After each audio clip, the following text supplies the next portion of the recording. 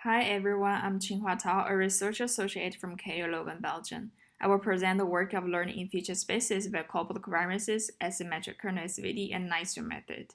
This is a joint work with my colleagues Francesco Toni, Alex Lambert, Yi Chen, Pontus Patrinos, and Johan Swickens.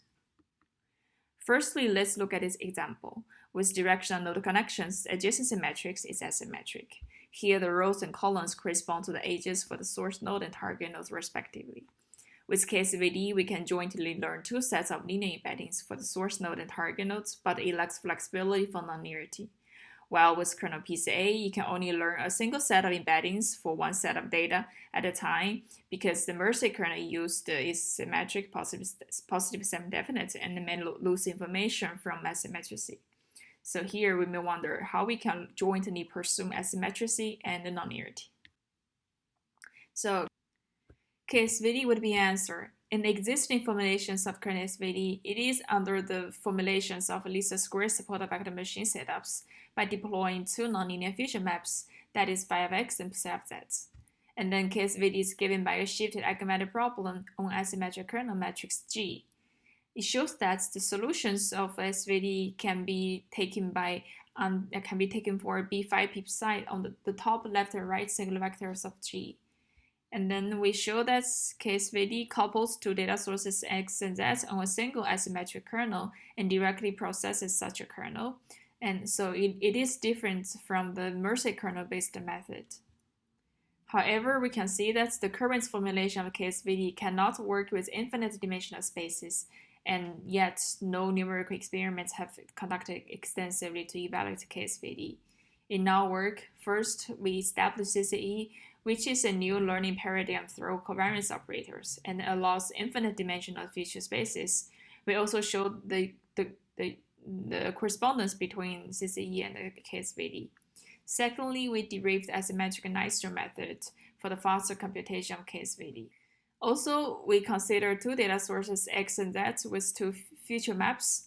In CCE, we aim to learn a pair of r directions in the feature spaces H and solve a coupled covariance eigenproblem.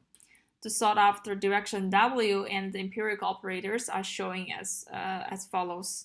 We can see that CCE is new to the field and it is different from a single eigenproblem or two independent eigenproblems. Next, we show the equivalence between the solutions in CCE and KSVD. Firstly, given a solution exists in CCE, we have that all directions W phi and W psi lie in the span of phi of x and the span of psi z. So we can parameterize the directions as follows by the coefficients matrices B phi and B psi. Secondly, we let gamma phi and gamma psi be linear operators acting on some directions W. Those operators compute the inner products between the chosen directions and the future maps associated with the data. Then we can rewrite the equations in CCE as follows in the second part. By doing some simple math, we have the third part, which tells the equivalence between the solutions in CCE and KSVD. By far, we can see that the CCE and KSVD together contribute to the perspective from the covariances and the kernels, as similarly in kernel PCA and kernel CCA. But there are significant differences.